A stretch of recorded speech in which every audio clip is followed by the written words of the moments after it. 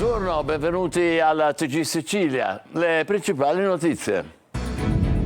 Si infittisce a Scicli il giallo della morte di Giuseppe Ottaviani. L'uomo, stimato in paese, negli ultimi tempi, racconta chi lo conosceva, aveva avuto qualche difficoltà relazionale. In attesa dell'autopsia, gli investigatori propendono per l'omicidio. Casteldaccia, ora sono 3 gli indagati per la strage nella fognatura, omicidio colposo plurimo, l'avviso per il direttore dei lavori della municipalizzata AMAP e per l'amministratore di Tech, l'impresa titolare dell'appalto. In Sicilia, negli ultimi 11 anni, 800 morti sul lavoro. Catania, 18 indagati per traffico illecito di rifiuti, imprenditori e il rappresentante legale di una società di Priolo si sarebbero avvalsi di dipendenti infedeli per far sparire grossi carichi di rifiuti industriali.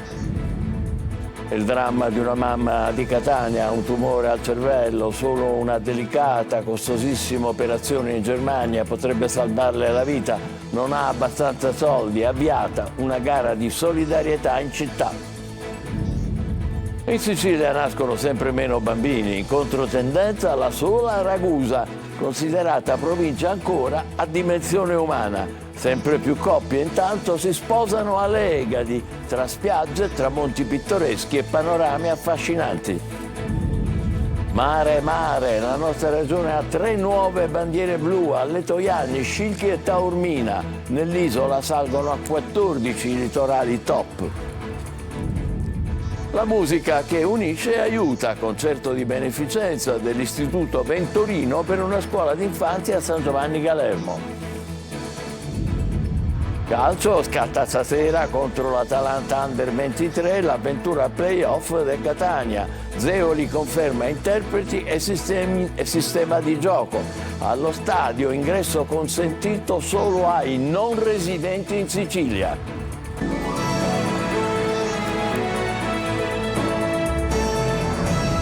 Bentrovati, si infittisce il giallo della morte di Giuseppe Ottaviani a Scicli. L'uomo era stimato in paese, ma negli ultimi tempi, dice chi lo conosceva, aveva qualche difficoltà relazionale. In attesa dell'autopsia, gli investigatori propendono per l'omicidio. Roberta Lunghi. Scicli si interroga su quello che assume sempre più i contorni del giallo, tanto è incomprensibile per la comunità che Giuseppe Ottaviano, 39 anni, uomo gentile, di buona famiglia, con una laurea in tasca, senza però un lavoro stabile, sia stato ritrovato cadavere in una pozza di sangue nella sua camera da letto al primo piano della casa di proprietà di famiglia. Giuseppe era un ragazzo molto propositivo e attivo nella comunità sciclitana, in particolar modo tra i giovani, con un excursus scolastico di grande valenza. Era amato dunque Peppe, ma negli ultimi tempi alcuni conoscenti hanno riferito agli investigatori di alcune difficoltà relazionali, ma non risulta agli inquirenti che l'uomo fosse seguito per alcuna terapia. L'amministrazione comunale ha espresso fiducia nel lavoro dei carabinieri, ma contestualmente riflette dopo questo caso sul tema della sicurezza. Riflettere per far sì che la sicurezza del nostro territorio sia monitorata al 100%. In particolar modo per il futuro dei nostri giovani. Su Ottaviano erano evidenti a prima vista colpi alla testa, ma sarà l'autopsia non ancora stabilita a poter chiarire la tipologia delle ferite per dare corpo o meno all'ipotesi più accreditata che al momento per gli investigatori del Comando Provinciale dei Carabinieri di Ragusa, coordinati dalla Procura Iblè, è quella di omicidio, nonostante i carabinieri siano cauti, non escludendo altre ipotesi, anche alla luce del fatto che al sangue ritrovato in altre stanze della casa non corrisponda alla sensazione di una ipotetica colluttazione. Altri dettagli su questo lato delle indagini arriveranno dalle analisi compiute ieri nella casa di Via Manenti dai RIS di Messina. L'uomo viveva con la madre, che però negli ultimi giorni era fuori per una visita alla figlia che abita al nord Italia. Sconcertante per lei il rientro in Sicilia. Salgono a 3 gli indagati per la strage sul lavoro di Casteldaccia, costata la vita a 5 operai, mentre un sesto è ancora in rianimazione. Come preannunciato dalla Procura di Termini Imerese, arrivate le relazioni tecniche e medico-legali, sono partiti gli altri 2 avvisi di garanzia. Manlio Viola. Sono arrivate tutte le relazioni tecniche e autoptiche sul tavolo dei magistrati di Termini Imerese che indagano sulla strage sul lavoro di Casteldaccia e, come previsto e più volte annunciato, ecco gli avvisi di garanzia. Ci sono altri 2 indagati per la strage costata la vita a 5 operai, 4 della ditta Quadrifoglio Group e un interinale di AMAP. L'avviso di garanzia per omicidio colposo plurimo e lesioni gravissime è stato notificato al direttore dei lavori del cantiere, un tecnico di AMAP, la municipalizzata che aveva appaltato la manutenzione delle fognature. Si tratta di Gaetano Rotolo, direttore dei lavori responsabile della sicurezza. Il secondo nuovo indagato è Giovanni Anselmo, amministratore unico di TEC, l'impresa titolare dell'appalto dato all'esterno dall'acquedotto. TEC a sua volta aveva subappaltato alla Quadrifoglio la parte di lavori riguardante proprio la disostruzione dell'impianto di Casteldaccia.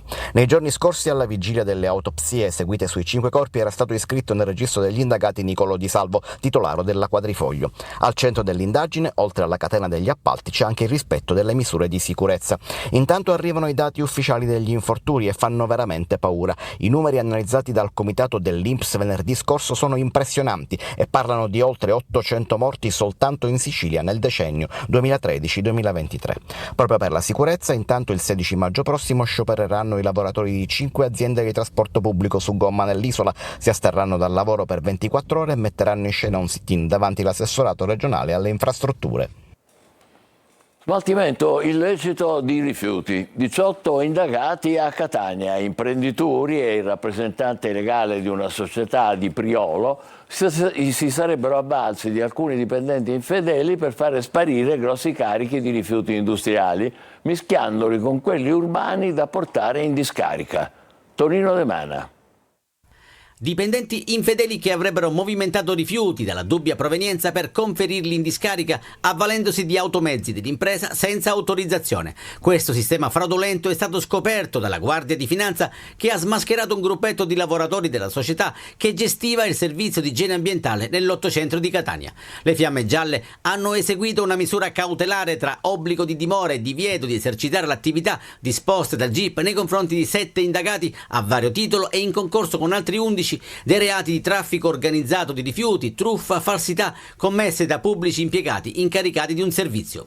L'inchiesta è stata avviata da una denuncia presentata nel 2022. Dalle indagini dell'operazione Calliope sarebbero emersi il coinvolgimento del proprietario di un'area utilizzata per l'abusivo stoccaggio e la movimentazione di ingenti quantitativi di spazzatura, coinvolti imprenditori ed il rappresentante legale di una società di Priolo Gargallo. Grazie al mancato conferimento dei rifiuti tramite i canali autorizzati, gli imprenditori coinvolti avrebbero ottenuto dei notevoli risparmi sui costi di smaltimento, mentre gli altri indagati avrebbero ricevuto un compenso per fare il cosiddetto lavoro sporco. Uno dei principali coordinatori dell'attività abusiva sarebbe stato un dipendente della Dasti. Palermo, il cadavere di un uomo è stato recuperato dai sommozzatori dei Vigili del Fuoco al largo della Daura. A lanciare l'allarme è stato un sub che faceva immersioni. L'uomo era in costume da bagno. Catania, una mamma quarantenne ha un tumore al cervello. Solo una delicata e costosissima operazione in Germania potrebbe salvarle la vita, ma non ha abbastanza soldi. Avviata una gara di solidarietà in città. Desiree Ferlito. Forte, fortissimo. Io non potevo stare neanche lì in piedi, non potevo tenere gli occhi aperti, stavo malissimo, non mi potevo alzare dal letto, bruttissimo, sempre questo là. È così che comincia il percorso a ostacoli di Maria, fatto di trasferte e disperazione alla ricerca della soluzione più giusta. Maria, attanagliata da terribili mal di testa, decide di andare al pronto soccorso San Marco di Catania. Dopo 11 ore le viene diagnosticata un'otite. Sì, otite, devo andare a Policlinico. Il mal di testa non passava mai. Maria decide di fare una TAC in un altro ospedale catanese. La diagnosi è terribile. Hanno fatto la risonanza e hanno visto che invece l'aneurisma era questo tumore. Dopo poche ore dalla diagnosi Maria sviene ed entra in coma. Io, se non era per mio marito, io morivo. Perché io non ricordo niente. Orazio la porta di corsa in ospedale e la donna viene operata d'urgenza. Ma la malattia di Maria torna dopo pochi mesi, più aggressiva di prima. Dopo un secondo intervento i medici hanno molte riserve nel rioperarla ancora. Iniziano i viaggi della speranza e le ricerche disperate sul web, digitando quelle parole tanto complicate alla ricerca di risposte. Glioblastoma multiforme. In Germania Maria può operarsi. Un macchinario all'avanguardia con l'utilizzo di un sistema 3D può salvarle la vita. E il paradosso è che il luminare della neurochirurgia che può operare la donna è un catanese migrato in Germania. Mi ha dato molte speranze che gli altri dottori a me fino ad oggi non mi hanno mai dato. Ma l'ospedale non è convenzionato e la cifra richiesta per questo intervento è da capogiro. 63.000 euro. Non ce l'abbiamo oggi in un cassetto 60.000 euro. Per aiutare Maria e Orazio è partita una gara di solidarietà tra parenti, amici e sconosciuti. Che cosa si augura, signora? Il meglio. Per lei stessa? Il meglio. Più che altro per i miei figli e mio marito. La Sicilia si sta spopolando, nell'isola nascono sempre meno bambini. Unica provincia in controtendenza è Ragusa, perché, dicono le donne, è ancora una realtà a misura umana. Veronica Barbarino. Culle vuote in Sicilia, nell'isola nascono sempre meno bambini, ma Ragusa è in controtendenza. Secondo alcuni dati Istat, la Sicilia invecchia e registra un calo della popolazione. Si contano 19.000 abitanti in meno, un fenomeno dovuto all'immigrazione interna, molti giovani si trasferiscono a nord per trovare lavoro, e anche al calo delle nascite. A Ragusa invece nascono più bambini grazie alla popolazione straniera, superiore alla media nazionale, che aiuta ad attenuare il crollo della natalità. Le straniere infatti sono quelle che fanno più figli, in media un figlio in più delle italiane. A favorire le nascite anche una provincia a dimensione d'uomo. Ragusa è una città comunque a misura d'uomo, in cui i bimbi possono frequentare tranquillamente parchi, non ci sono pericoli eccessivi, è tutto piccolo a misura di bimbi. Vivo a Ragusa, quindi la bimba è nata a Ragusa il 2 dicembre, ha soli 5 mesi e mezzo, 5 mesi di amore puro e incondizionato. Diciamo che solo quando ce l'hai in mano capisci effettivamente cosa significa essere madre e cosa la figlia è per la mamma. Bandiera nera invece nell'isola Bonpensiere, piccolo paese nel vallone nisseno dove quest'anno non è nato nemmeno un bambino e dove continua il fenomeno della migrazione in Francia, Belgio e nel nord Italia. Oggi la città conta meno di 500 abitanti. Intanto sempre più coppie scelgono le Egadi per celebrare il matrimonio. Tra spiagge, tramonti pittoreschi e un tripudio di colori è il luogo perfetto per dire sì. Desirée Ferlito. Spiagge, tramonti pittoreschi e un tripudio di colori. Il luogo perfetto per dire di sì e iniziare una favola d'amore esiste e si trova in terra sicula a cavallo tra Basso Tirrenio e Canale di Sicilia. L'ultimo angolo di paradiso in terra, così sono definite le isole Egadi, dove sempre più coppie decidono di sposarsi. Sono tantissimi da tutte le parti del mondo, dall'Australia, l'America, l'Inghilterra, qualunque parte, e diciamo che non soltanto l'isola principale ma anche tutte le isole intorno alla Sicilia sono un punto di grande interesse degli stranieri. Con oltre una trentina di matrimoni già programmati per l'estate 2024 e un numero in costante aumento, Favignana, Marettimo e Levanzo si confermano anche quest'anno una scelta molto ambita dalle coppie per celebrare le nozze e trascorrere la luna di miele.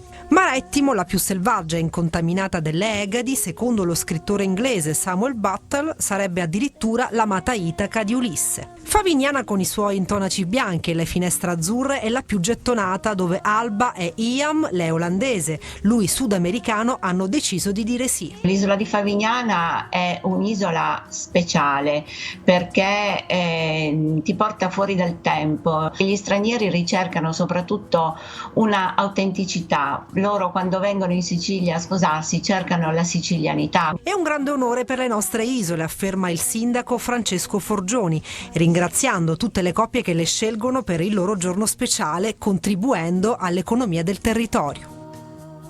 Meraviglioso, davvero il luogo ideale per sposarsi. La Sicilia intanto ha 3 nuove bandiere blu, alle Toianni, Scicli e Taormina. Nell'isola salgono così a 14 i litorali top. In tutta Italia sono 236 i comuni sul mare e sul lago che hanno ottenuto il prestigioso riconoscimento. Eva Spampinato. Per entrare nella lista delle bandiere blu è necessario che le acque siano risultate eccellenti negli ultimi 4 anni, sulla base delle analisi svolte dalle ARPA delle diverse regioni nell'ambito del Programma Nazionale di Monitoraggio.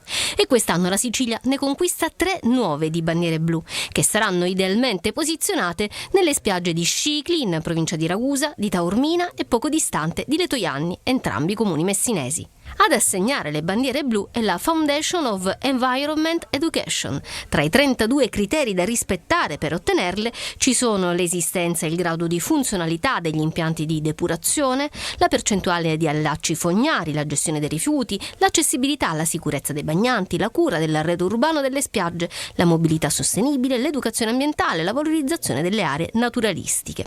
Salgono così a 236 le località costiere italiane che potranno fregiarsi del riconoscimento, 10 in più dell'anno scorso. Con i 3 nuovi ingressi la Sicilia raggiunge 14 bandiere blu. Voltiamo pagina. Da angeli della pandemia a rischio licenziamento è la parabola dei lavoratori Almaviva che, dopo aver servito lo Stato e i cittadini italiani con il loro call center in periodo di Covid, adesso rischiano il posto di lavoro. Marco Gullà.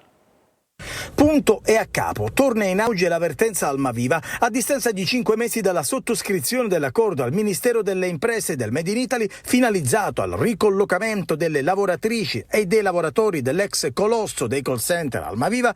Non si è ancora prodotto alcun risultato concreto. Tanti incontri di verifica, tante analisi di mercato e ipotesi di soluzioni, ma ancora nessun percorso di riqualificazione attivato e nessun nuovo posto di lavoro costruito. A rischio ci sono oltre 400 posti di lavoro. Venivano chiamati gli angeli della pandemia proprio perché in periodo Covid lavoravano per il numero 1500. A fine emergenza contratti non rinnovati e posti di lavoro in bilico. Tanti incontri, come dicevo, sono stati fatti, ma di fatto praticamente ancora non abbiamo scaricato niente a terra. La Regione ancora non ci ha dato nulla di concreto che ci possa portare a qualche posto di lavoro per questi lavoratori. Sono 400 famiglie che sono state abbandonate dallo Stato.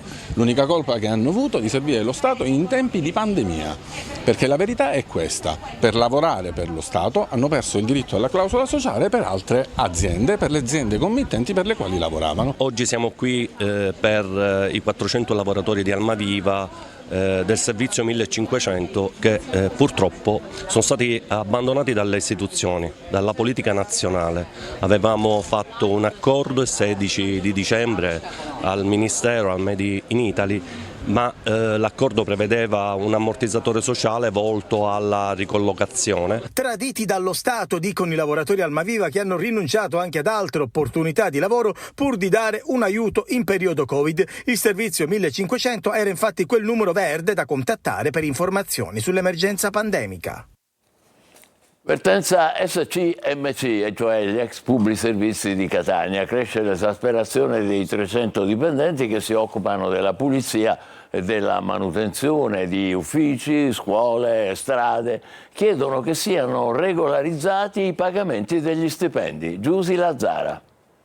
Solo acconti in busta paga, lavoro retribuito 6,50 € l'ora. Non ci stanno i lavoratori dell'ex Publi Servizi di Catania, oggi SCMC, che si occupano della pulizia e della manutenzione di strade, uffici e scuole. Da un anno aspettano il rilancio che non c'è stato. L'azienda, denunciano i dipendenti, paga senza regolarità, non ha adeguato il parco mezzi, non ha fornito le divise. Nel passaggio dalla Publi Servizi partecipata del Comune alla nuova società Servizi Città Metropolitana, i 300 lavoratori, pur di mantenere il posto di lavoro, avevano accettato un contratto depotenziato che dicono sarebbe stato dovuto aggiornare. I lavoratori sono al limite, la pazienza è finita. Mi auguro che il portavoce del sindaco, città metropolitana, i loro dirigenti capiscono che i lavoratori non possono più vivere e intervengono su questa faccenda. Per coscienza abbiamo fermato momentaneamente la protesta, ma la riprenderemo al più presto. Questa è la decisione dopo l'incontro di ieri tra il Comune e i lavoratori, così la replica della città metropolitana. SCMC, che non è una società partecipata del Comune, deve stare nel mercato e fatturare per migliorare il proprio destino e quello dei lavoratori. Dobbiamo impegnarci affinché questa azienda speciale produca e fatturi. Ex Blutech di Termini Imerese, adesso è confermato, è stato depositato al TAR del Lazio il ricorso per l'annullamento del provvedimento di assegnazione appunto dell'ex Blutech di Termini Imerese alla Pelligra Italia Holding. A presentare il ricorso la cordata Shara Holding e Smart City Group, la cui offerta non era stata ritenuta congrua dai commissari straordinari che avevano valutato le proposte per l'acquisizione dello stabilimento. Poco fa i sindacati hanno chiesto un confronto immediato per l'ex Blutech. Catania, pista ciclabile a ostacoli in fase di realizzazione a Cibali. Non mancano polemiche e pericoli, contratti ad alto rischio per ciclisti e pedoni. Tonino De Mana. È ancora in fase di realizzazione, ma la pista ciclabile che dovrebbe collegare la stazione metro di Cibali al polo universitario della Cittadella è già al centro di infuocate polemiche. È la viabilità a risentirne e che sembra scontentare tutti, in particolare i residenti delle vie Bergamo e Varese. I primi si vedono sottrarre decine di posti auto, gli altri si vedono trasformare una strada a doppio senso in strada a senso unico. Quando si fanno questi lavori deve essere a disposizione del cittadino, dobbiamo tutti quanti insieme venire qua sul posto, i politici vengono qua con tutte le persone che abitano qua sono 1000 famiglie che quando escono da casa non sanno come fare per scendere la circonvallazione e se per disgrazia dimenticano qualcosa devono fare un giro incredibile, devono scendere fino a Cibali e poter risalire una volta via senza via.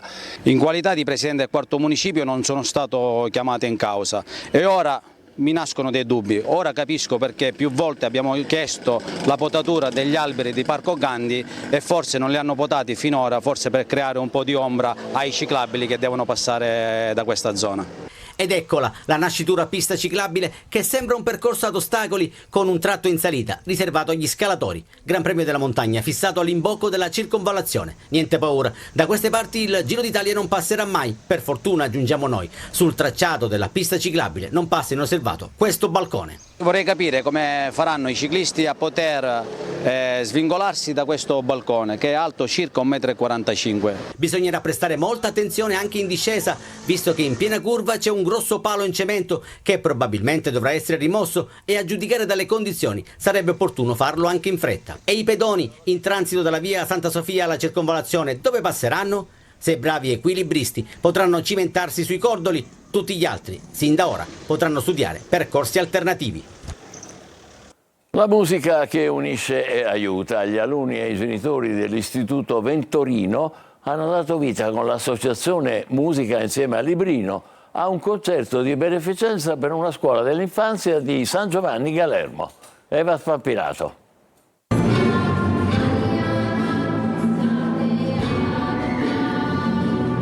La musica che unisce è la musica che aiuta a sostenere le realtà in difficoltà del territorio catanese. Si sono ritrovati qui nella chiesa San Pietro e Paolo di Catania i ragazzi del coro e dell'orchestra di Musica Insieme al Librino con i genitori degli alunni dell'Istituto Francesco Ventorino di Catania per sostenere insieme il progetto della scuola dell'infanzia Mammola che si trova nel quartiere di San Giovanni Galermo.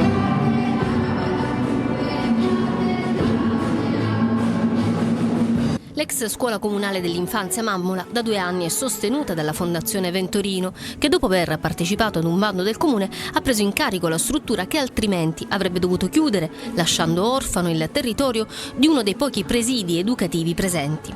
E così le mamme e i ragazzi di Librino, che grazie al grande progetto musicale hanno potuto imparare a suonare uno strumento o a scoprire doti canore altrimenti sconosciute, hanno ritornato alla collettività il bene ricevuto. Librino aiuta San Giovanni Galermo, Catania fa da collante, la musica da amplificatore sonoro.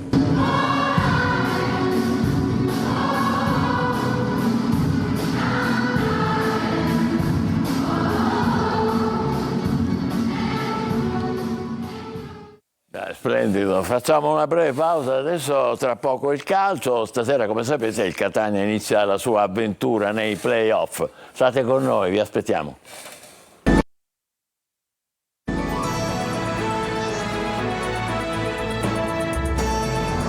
Così di nuovo insieme con il calcio. Da oggi prendono avvio i play-off del Catania contro l'Atalanta Under 23. I rossazzurri esordiscono nel primo turno della fase nazionale e Zeoli conferma interpreti e sistema di gioco. Marco Carli. Avventura al via, un nuovo campionato in cui si riparte da zero. Sensazioni e stati d'animo a poche ore dall'inizio dei play-off per il Catania. Un play-off a cui i rossazzurri non arrivano da favoriti, ma che affrontano dopo la vittoria della Coppa Italia, che vale praticamente un terzo posto di fatto. Certo, il campionato ha detto altro, ma nelle sfide a eliminazione diretta il Catania è un'altra cosa. Frasi vecchie che conosciamo a memoria, ma adesso, come si diceva, si riparte da zero e lo si fa oggi nel piccolo stadio di Caravaggio. Avversaria dei rossazzurri, una squadra giovane, anche se ricca di potenziali talenti, qualcuno già con presenze in A e in Europa League. L'Atalanta Under 23 è stata disegnata sulla carta da Modesto in modo simile alla prima squadra che quest'anno si è qualificata per 2 finali. Dunque 3 difensori, la spinta sugli esterni e un attaccante che riceve palla e che lavora con i compagni. Dal canto su il Catania sarà in versione ultime uscite, soprattutto quella con il Benevento per intenderci. Pronti ancora Quaini dietro, Cicerelli mezzala e davanti la coppia Cianci-Di Carmine. Le 2 settimane di lavoro sono servite, così come il ritiro pre-gara di Fiuggi. Sono stati giorni importanti che ci hanno permesso anche di prepararci anche in funzione dell'avversario, ma soprattutto di stare insieme e capire l'importanza di questa partita. Anche Atalanta Under 23 Catania sarà seguita da Telecolor con diretta stadio. Si comincia un'ora prima del calcio d'inizio con un ricco prepartita. 4 ore live con collegamenti dallo stadio e commenti da studio. A fine gara le interviste col tecnico rossazzurro e i protagonisti in campo. Alla partita di oggi a Caravaggio non potranno assistere i residenti in Sicilia. I tifosi del Catania residenti nelle altre regioni potranno invece acquistare regolarmente il biglietto per la gara. Ci fermiamo qui, l'appuntamento è per le 20. Grazie e buon pomeriggio.